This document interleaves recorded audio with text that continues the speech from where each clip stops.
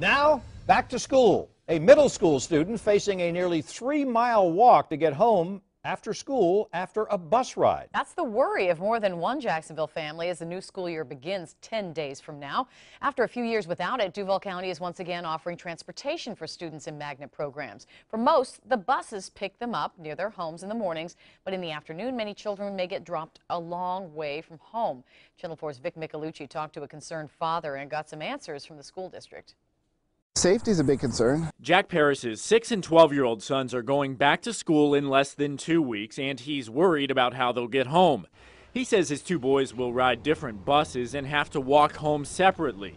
His 6-year-old will get dropped off just a few blocks from the house, but he says his 12-year-old, who's going to Kirby Smith, a magnet middle school, has a much longer way to go. Paris says after school, his son will get dropped off at Ed Austin Park, and he's expected to walk home from here.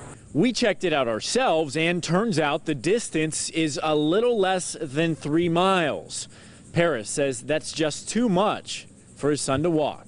Because we chose to send him to a gifted magnet school, which had a high science technology program, that's the situation. It almost feels like we're being penalized for sending him to another school. He's one of a few parents who've contacted us concerned about new Duval County transportation policies. Last year, magnet bus routes were cut back because of the budget. This year, the district is spending some $4 million more to reinstate it at these 7 schools. But spokeswoman Marcia Oliver says it's not possible to drop off all magnet school kids at their doorsteps. If we actually provided the 1 mile, the 1.5 mile rule to our secondary magnet schools, that will require an additional $9 million. Oliver says when parents decide to enroll their kids in magnet programs, they make a choice. And the typical bus routes for neighborhood schools, which drop children off within a mile of their homes, no longer apply.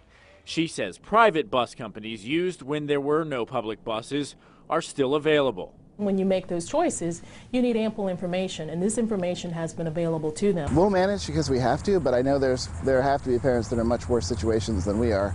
School officials say you can always call the district and discuss other options, and they encourage people to visit their website where they have a special transportation page. We've posted a link on our website, news4jax.com. On the South Bank, Vic Micolucci, Channel 4, the local station.